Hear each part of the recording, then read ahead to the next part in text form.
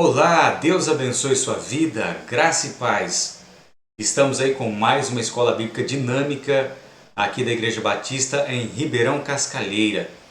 Vamos ter um tempo hoje estudando o panorama bíblico do Antigo Testamento. Continuando aí, nós estamos no livro de 1º e 2º Samuel hoje e eu tenho certeza que Deus tem algo legal, muito forte, importante para trabalhar na sua vida. Então eu quero que você fique comigo até o final. Quero convidar você para nós orarmos agora. Vamos orar? Senhor, meu Deus e meu Pai, apresentamos aqui a nossa vida diante do Senhor. Pedimos o Teu direcionamento nesse estudo, que possamos aprender, sermos capacitados, treinados e que o Senhor, no momento certo, venha nos usar e também usar esse estudo de alguma forma para o nosso crescimento, para que possamos estar bem perto da Tua vontade. Muito obrigado, Senhor, em nome de Jesus. Amém. Glória a Deus por estarmos juntos aqui. Eu quero dar uma dica para você. Toda vez que você for ler a palavra, procura orar. Fala com o Espírito Santo. Peça a revelação da palavra. Peça discernimento, para que quando você ler essa palavra, você venha crescer com ela, venha aprender e venha ter assim um alicerce para a sua vida. Ok? Então nós vamos começar aqui o nosso estudo de 1 Samuel.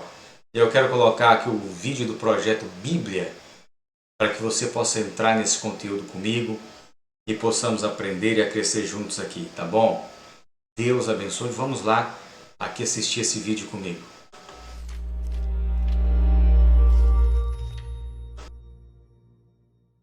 Os livros 1 e 2 de Samuel.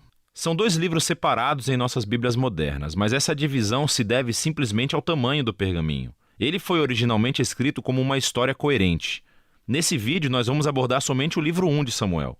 Depois que Israel foi resgatado da escravidão no Egito, eles fizeram um pacto com Deus no Monte Sinai e finalmente chegaram à Terra Prometida.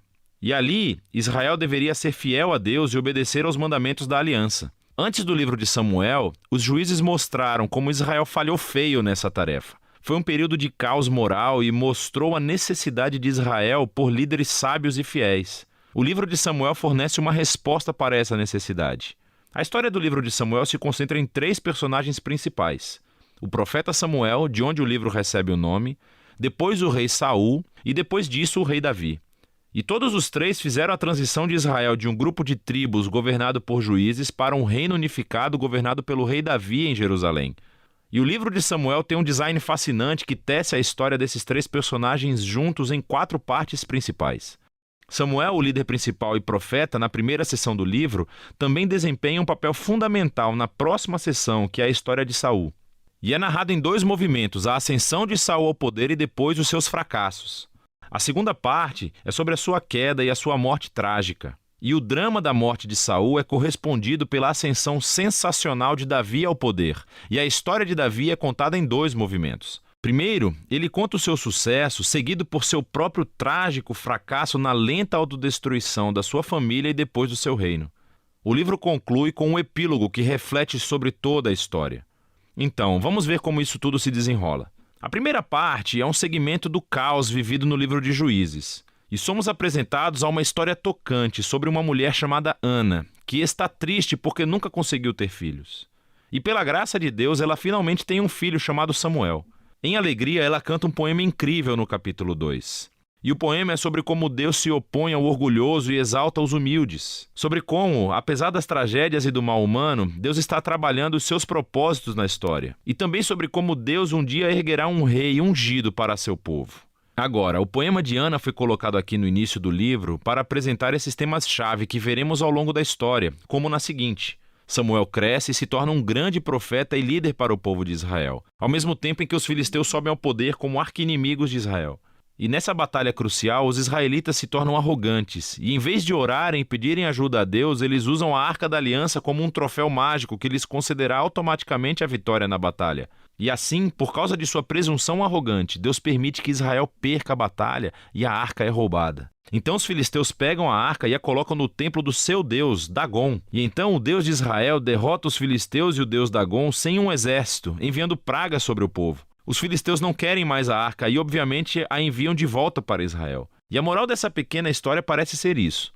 Deus não é o troféu de Israel, e ele se opõe ao orgulho entre os filisteus, mas também entre o seu próprio povo. Assim, Israel precisa permanecer humilde e obediente se quiser experimentar a bênção da aliança de Deus, o que inicia a próxima grande sessão. Os israelitas vêm a Samuel e dizem: Ei, queremos um rei como todos os outros povos. Vai encontrar um para nós. E Samuel, que está irritado, vai consultar Deus. E Deus diz: sim, todos os seus motivos estão errados, mas se há um rei que eles querem, então dê-lhes um. E assim somos apresentados a Saul. Saul é uma figura trágica porque ele começa cheio de promessas. Ele é alto, ele é bonito, ele é um candidato perfeito para um rei. Mas ele tem falhas profundas de caráter. Ele é desonesto, ele não tem integridade. E ele parece ser incapaz de reconhecer os seus próprios erros, e essas falhas se tornam a sua queda. Ele vence algumas batalhas no começo, mas suas falhas são tão profundas que ele acaba se desqualificando ao desobedecer descaradamente às ordens de Deus. E assim, o velho Samuel confronta Saul e Israel. Ele havia avisado as pessoas que elas só se beneficiariam de um rei que fosse humilde e fiel a Deus. Caso contrário, os reis de Israel trarão a ruína.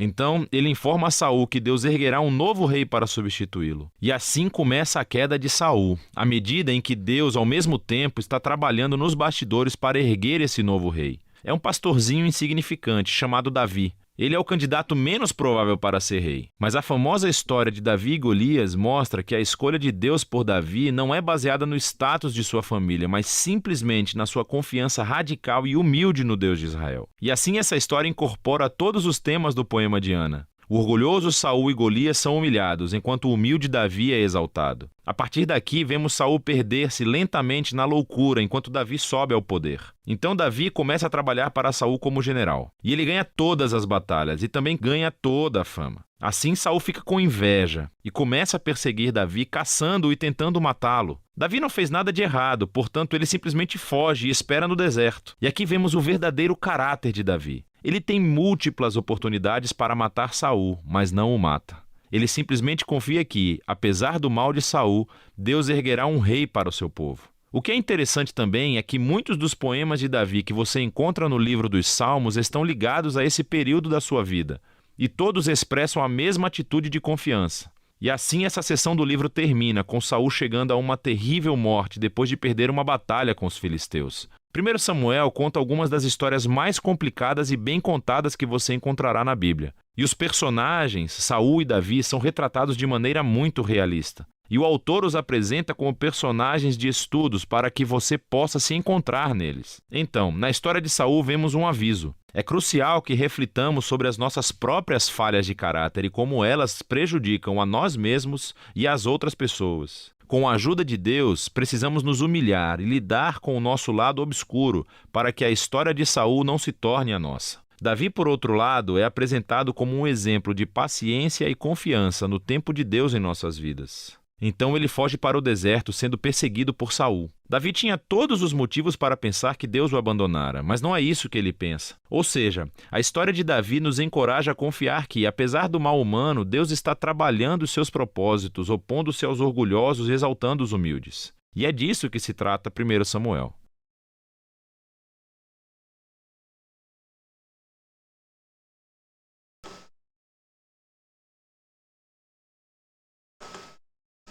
Glória a Deus, gente. Vamos lá, né? Estudando a palavra do Senhor, tão importante para a nossa vida. Olhando os dois livros aqui, a gente vê como aquele povo teimoso, né? Saiu da teocracia, Deus que como líder, Deus no centro, e colocou um rei como outras nações. Não queria ser um povo separado, infelizmente, né?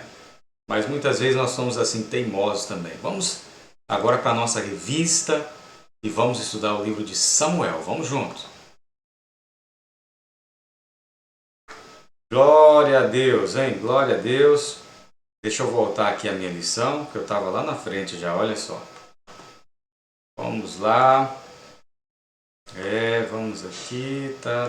Lição 8, aqui. Muito bem. Vamos lá então trabalhar a nossa lição aqui do Antigo Testamento, Panorama Bíblico. Samuel, a nossa lição número 8 da revista, para quem tem, ok? Qual que é o alvo da lição? Ter uma visão histórica da monarquia nos livros de Samuel.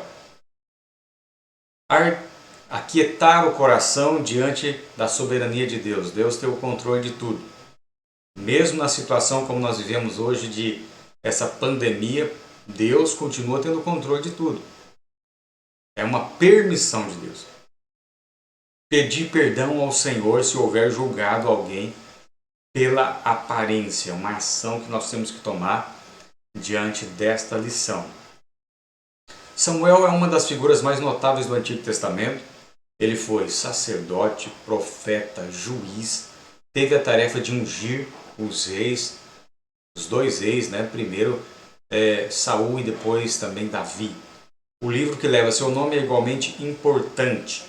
Ao ler as histórias ali narradas, compreendemos como Israel deixou de ser um grupo de tribos para se tornar um reino. Eram 12 tribos que estavam cada uma localizada, separada, desde juízes ali quando entraram na Terra Prometida. Mas agora eles vão ser unificados através de um rei, através de uma pessoa que vai estar à frente, já que eles não conseguiram caminhar direcionados pelo Senhor, pela teimosia, pela dureza do coração, pela inconstância. Então eles pediram um rei a estar à frente. Então quando que foi escrito esse livro? Por volta de 1100 a 970 a.C. Autor, Samuel. Qual que é o alvo? Qual que é a intenção? Mostrar a transição da teocracia para a monarquia. Versículo-chave, 1 Samuel 15:22 é o primeiro versículo-chave. Vamos ler. 1 Samuel 15:22 fala assim: Samuel respondeu: o que agrada mais ao Senhor, holocaustos e sacrifícios ou obediência à voz dele? Ouça, a obediência é melhor do que o sacrifício, e a submissão é melhor que ofertas de gordura de carneiros. Esse episódio é quando o Senhor fala através do profeta Samuel, né? Fala assim para Saul, dá uma direção. Vocês vão lá e executa e encerra a vida daquele povo, ok? É para vocês matarem aquele povo. Mas quando chega lá, Saul faz do jeito dele, deixa muitas ovelhas, deixa o rei Agag vivo, e aí o Senhor fala com Samuel dessa forma: o que me agrada mais? São os sacrifícios? São os holocaustos ou é a obediência? Para nós hoje seria assim: o que agrada mais? É você ser batizado? É você dizimar? Ou principalmente você fazer essas coisas, mas obedecer? O que vale mais para Deus? Interessante, né? Aqui a outra palavra-chave é 2 Samuel 7,16, ou melhor dizendo, o versículo-chave. 2 Samuel 7,16. Sua casa e seu reino continuarão para sempre diante de mim, e seu trono será estabelecido para sempre. Aqui, quando Davi deseja fazer a casa de Deus, fazer o templo, ele sonha fazer o templo porque ficava na tenda, até aquela época, né? Aquela tenda que caminhou desde o deserto, agora passou por todos os juízes e entra no período da monarquia, né? Davi fala assim: eu quero construir a casa de Deus, um local para o Senhor, não uma cabaninha como a Arca da Aliança está lá. Nós queremos uma coisa digna de Deus. Aí Deus fala para ele assim que não seria ele que construiria, seria o filho dele. E aí vem essa palavra: sua casa e seu reino continuarão para sempre diante de mim, e seu trono será estabelecido para sempre. Deus dá essa promessa. E essa promessa ela vem se cumprir perfeitamente em Jesus, filho de Davi, ou seja, descendente de Davi. Amém? Aleluia! Palavra-chave, 1 Samuel. O livro de 1 Samuel vai trabalhar essa transição do período teocrático, né? Deus no comando, para o período da monarquia, onde os homens é que vão ficar à frente. E o livro de 2 Samuel, qual é o propósito? Qual é a palavra-chave? Aliança. Amém? Glória a Deus. Você vê lá em 2 Samuel 7,16, o Senhor fazendo uma aliança com Davi. E é tão importante a questão da aliança, nós falamos no domingo passado sobre isso, que mesmo a família de Davi sendo falha, através de Salomão, Salomão começa a idolatria, voltar para a idolatria. Mesmo assim, o Senhor tem uma aliança com Davi e preserva aquela família à frente, e mais tarde vai colocando reis fiéis ali ao Senhor, assim como foi Davi. Qual que é a visão panorâmica do livro, então, de Samuel? 1 Samuel, nascimento do reino unido. Juizado de Samuel, aqui fala da transição para a monarquia. Do capítulo 1 até o 7 vai falar de Siló, onde ficava o profeta, onde ele morava, né? Principalmente ali, Eli. Durante muitos e muitos anos, a Arca da Aliança ficou ali em Siló. E aqui, então, de 8 a 14, do capítulo 8 até o 14 do livro de 1 Samuel, vai falar da eleição, vai falar do 8 até o 12, e também depois da rejeição, de 13 a 14. Vai falar de Saul como rei eleito. Como foi uma história bem interessante. Ele vai procurar as jumentas do pai, que se perderam. Aí nesse meio tempo, demorado, eles têm um encontro com o profeta Samuel, que descreve tudo o que estava acontecendo. Mas aí também falou da rejeição, porque Saul era teimoso. Saul tinha dificuldade de obedecer ao Senhor. No capítulo 15 vai falar do pecado. E aí Saul é destituído. O Senhor rasga o reino das mãos dele e passa para outra pessoa. Reinado de Saul. Reinado de Saul rejeitado. E o de Davi antecipado. Deserto, período do 16 até o 31. Vai falar da rejeição. Saul começa a perseguir Davi. Davi derrota Golias, né? E o nome dele cresce, aparece, as pessoas fazem uma música. Saul derrotou a milhares e Davi a seus 10 milhares. Então isso aí machucou, feriu o coração de Saul, e ele teve inveja, e ele passou a perseguir Davi. Davi era um jovem de 17 anos, e ele perseguiu Davi durante um grande período do seu reinado, né, Saul? De 17 anos, quando Davi foi chamado, ele vai assumir o reino com 30 anos em Hebrom. Então ele teve todo esse tempo fugindo do próprio sogro, fugindo do rei como se fosse um bandido. E na verdade ele era apenas vítima de toda essa situação, de toda essa onda de ciúme do rei Saul. Agora, olhando uma visão bem rápida aqui do 2 Samuel, do segundo livro, né? Fala da expansão do reino unido. O primeiro ele vai trabalhar a questão da união das tribos, e aqui já vai falar da expansão do reino unido. Davi, então, agora sob a bênção de Deus. Davi agora assume o trono, começa a reinar em Hebrom. Do capítulo 1 até o 10 vai falar dessa transição do reinado de Saul, que morre, foi ferido e acaba se suicidando, né? Algo fora da vontade de Deus. Ele procura uma pitonisa, ele procura uma médium para consultar Samuel, o profeta que havia morrido. Então ele fez assim um monte de coisas que desagradam ao Senhor, está fora da presença de Deus, e por isso ele foi destituído do seu cargo. E aí Davi vai assumir e vai tomar conta. Então do 1 a 10 vai falar dele reinando ali a partir de Hebrom. No capítulo 11 fala do pecado de Davi, né? Vai falar da sua falha. Davi sob a maldição, capítulo 12 e 11. Então do 12 ao 20 vai falar dessa situação de sofrimento de Davi, né? Vai falar da dor dele, da luta dele, com a questão familiar, né? Aminon abusa da própria irmã, Tamar. Depois Absalão mata o seu próprio irmão Aminon. Absalão toma o reino do pai, e assim aquela bagunça no meio da família, porque abriu brecha de pecado no meio da sua casa. Ok? Muitos problemas que a gente vive, irmãos, é culpa nossa. São as nossas escolhas ruins, as nossas escolhas sem princípios da palavra, E quando a gente não é direcionado pelo Senhor, e quando a gente não pede conselho, não ora, não conhece a palavra para entender o que é bom e o que é ruim, para ter discernimento, a gente acaba sofrendo. E a gente paga o preço por isso.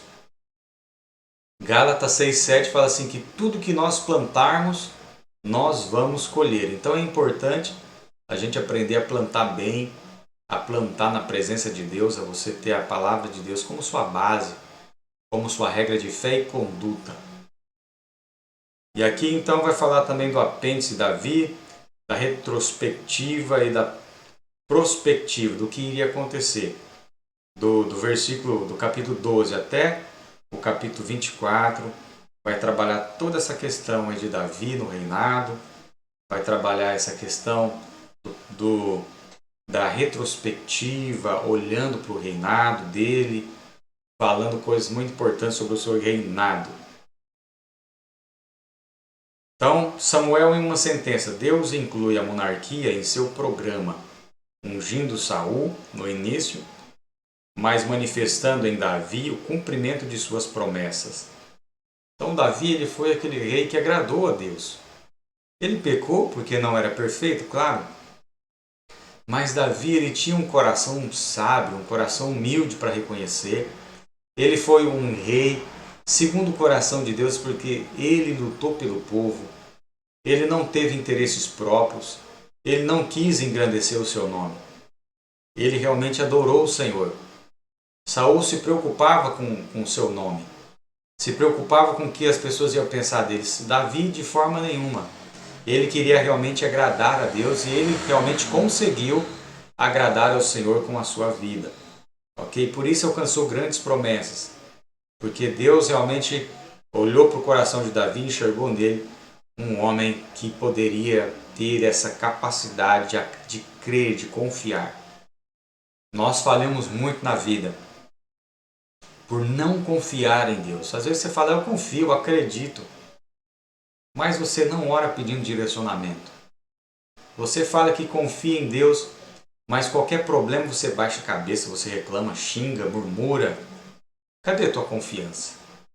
Confiar em Deus é quando chegar a luta, a crise, você falar assim, eu estou sofrendo mesmo, mas eu sei que Deus vai arrumar uma forma, que Deus vai me tirar dessa.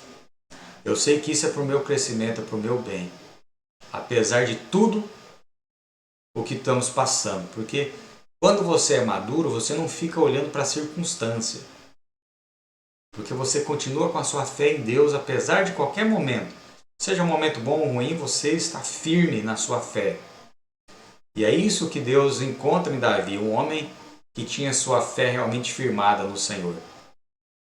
Nós vemos isso enquanto ele vai enfrentar Golias. Enquanto os homens barbados, homens valentes aí de muitas guerras, têm medo e tremem diante de um homem de mais de quase 3 metros, Davi fala assim, esse é o incircunciso, ele não tem aliança com meu Deus.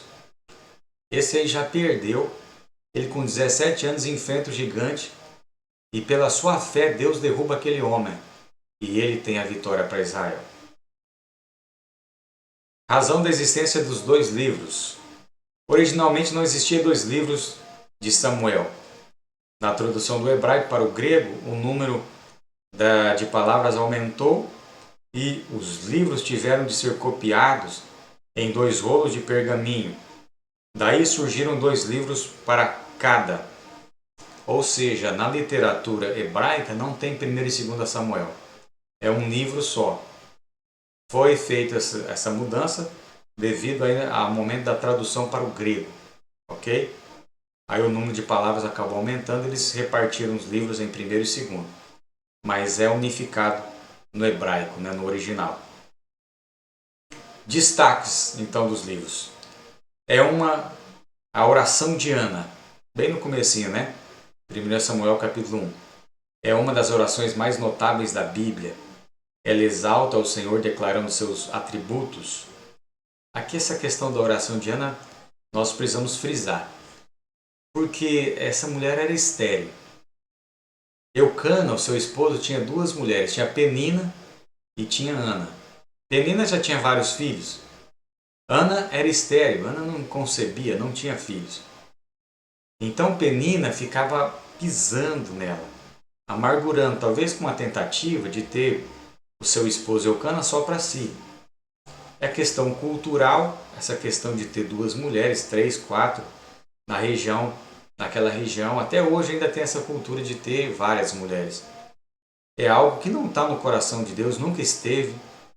Por isso que Deus fez para Adão apenas Eva. Mas o Senhor, a cultura do povo, cada um vai sofrer a consequência das suas escolhas. Então, devido a isso, essa cultura que nós estamos vendo, agora quem está pagando o preço? Ana está sofrendo, Penina também, Penina melhor dizendo, né?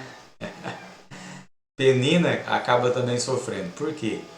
Porque ela não tem um esposo só para ela, ela não tem o pai dos seus filhos só para ela. Ela tem que dividir com uma outra pessoa. E aí então vem a dor, vem o sofrimento. Ok? E aí então Ana faz uma oração. E ela faz aquela oração de contrição, de quebrantamento. E ela ora ali, ela rasga o coração num grande clamor. Nessa época, bem no início do livro, Eli era o profeta. E ele nota essa situação. Ele acha que ela estava bêbada e repreende, mas ela fala, não, Senhor, eu não estou bêbada. Eu estou muito aflita, angustiada, porque eu não posso ter um filho. E quando ela faz aquela oração e ela se apresenta diante do Senhor pedindo um filho, e ela fala assim, se o Senhor me der um filho, ele será seu, porque eu vou devolver ao Senhor. Então quando ela conta essa história para Eli, Eli a abençoa e fala assim, então será dessa forma que você orou. E depois de um ano, a Ana já estava com o seu bebê Samuel nos braços. Depois que ele é desmamado, ele leva Samuel para o templo para ficar ali servindo ao Senhor. Realmente ela entrega o seu presente que ela ganhou para Deus. Depois disso, Deus abriu a madre dela e ela teve outros filhos. E aí não se fala mais de Penina incomodando ela, porque aí já não tinha mais nenhum motivo. Por que Penina incomodava? Também porque naquela época, se uma mulher não podia ter filhos, ela era considerada maldita. Amém? Desenrolei a língua aí e saiu, né? Vamos lá então, aqui ler os versículos. Primeiro atributo, fala de Senhor. Ana reconhecendo a Deus como seu Senhor. 1 Samuel 2:1. Vamos aqui para a palavra do Senhor. 1 Samuel 2:1 fala assim, então Ana orou, meu coração se alegra no Senhor. O Senhor me fortaleceu, agora dou risada dos meus inimigos. Sim, eu me alegro porque me libertastes. Então 1 Samuel 2:1, Ana reconhece a Deus como seu Senhor. Aqui mais um atributo, Deus é santo. 1 Samuel 2:2. Ninguém é santo como o Senhor. Não há outro além de ti. Não há rocha como o nosso Deus. Então aqui Ana também coloca a Deus como santo. Olha aí, mais um atributo de Deus aqui que nós podemos ver. Vamos lá então, aqui continuando. A Ana também seu momento de adoração, ali onde o Espírito Santo toma ela. 1 Samuel 2:3 vai falar de Deus como sábio. Deus é sábio? Com certeza, foi Ele que criou todas as coisas, Ele é muito sábio. Deixem de ser tão orgulhosos e soberbos, não falem com tamanha arrogância, pois o Senhor é um Deus que tudo sabe. Ele julgará as ações de todos. É um Deus que tudo sabe. Ele é onisciente, sabe de todas as coisas. Glória a Deus. Muito importante esse tema aqui. 1 Samuel capítulo 2, verso 3, fala da sabedoria, da onisciência de Deus. Dono das riquezas, Deus é dono de toda a riqueza. Vamos ver isso aqui no 1 Samuel 2, 7 e também vai falar da soberania. 1 Samuel 2, 6. Vamos ler aqui também esse texto. O Senhor tira a vida e dá a vida. Isso aqui é a soberania de Deus. Deus quem dá Quem tira ele que toma a decisão, está tudo em suas mãos. Faz descer a sepultura e de lá faz subir. O Senhor empobrece alguns, enriquece outros, humilha e também exalta. Fala aqui toda a riqueza do Senhor e também continua falando da soberania do Senhor, porque está nas mãos dele todo o poder de dar e tirar. Amém?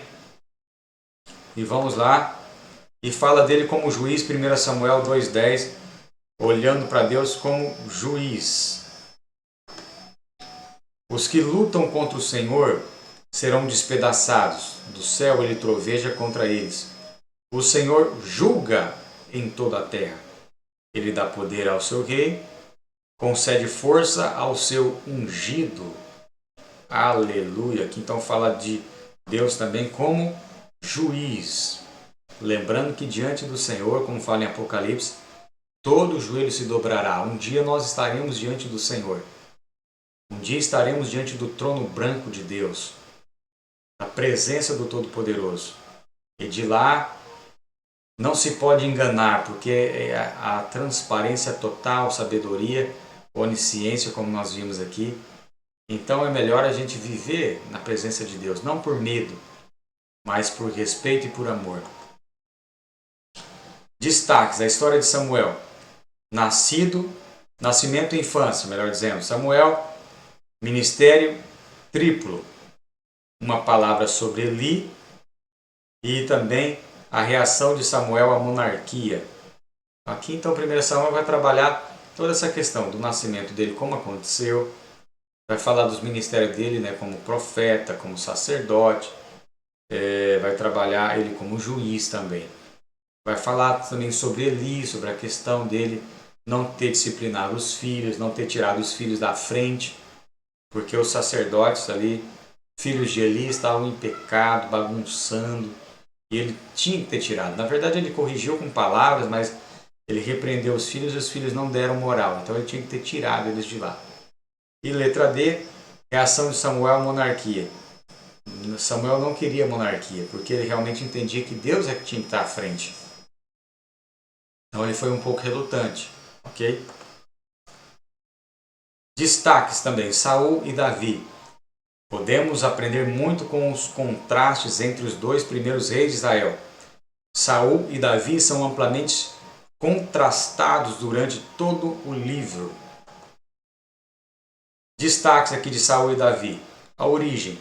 Saul é da tribo de Benjamim. Davi da tribo de Judá. A aparência. Saul exaltada, 1 Samuel 9,2. Davi elogiada. Saul era um homem muito alto, né, acima da média dos israelitas, era um homem muito bonito.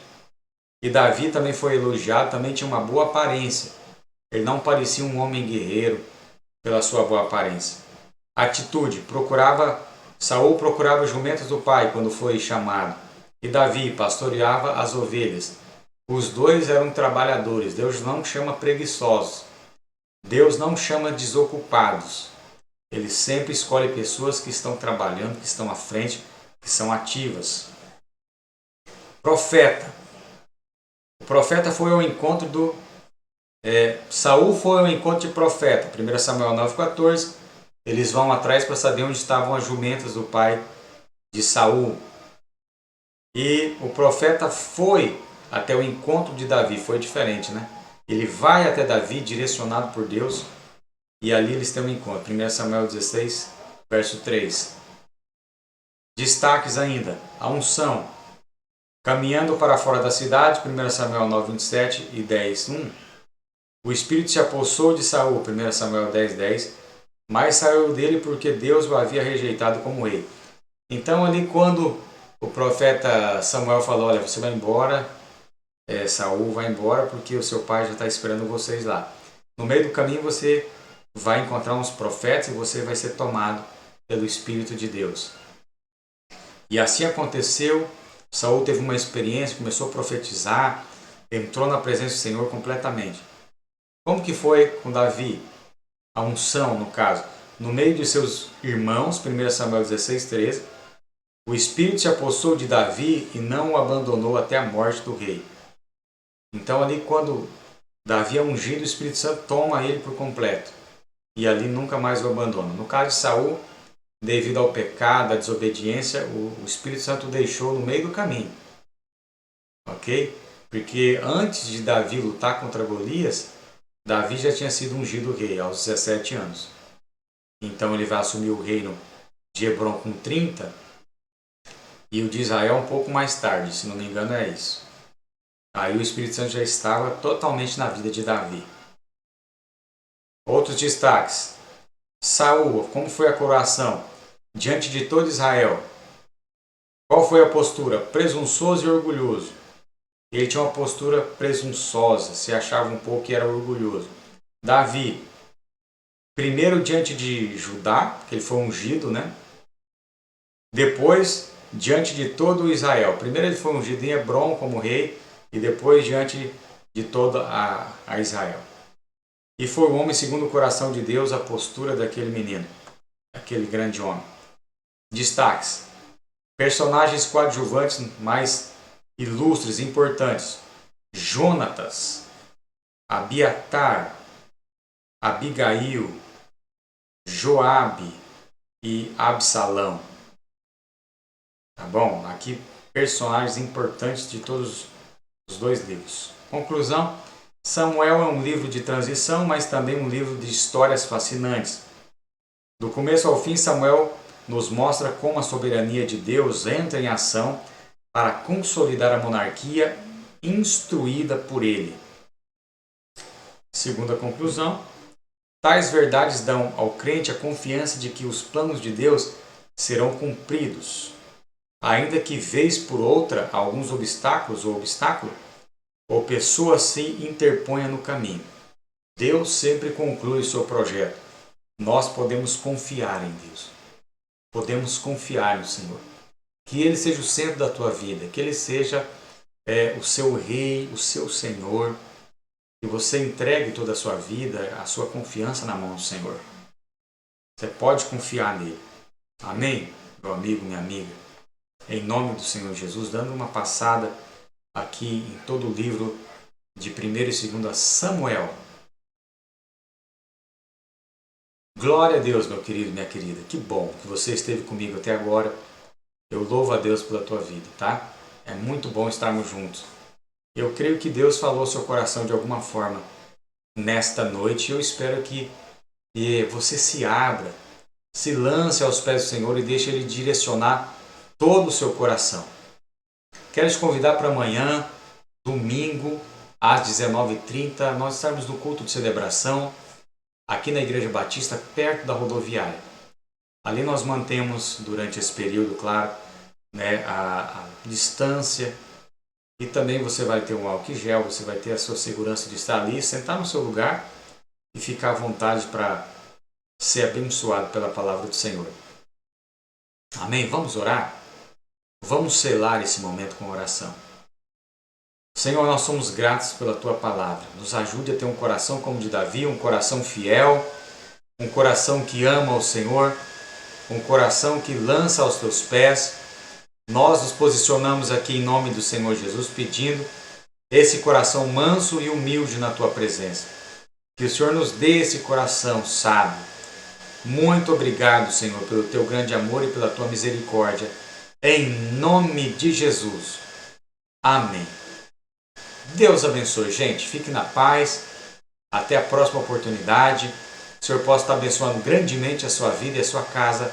Em nome do Senhor Jesus. Um abraço.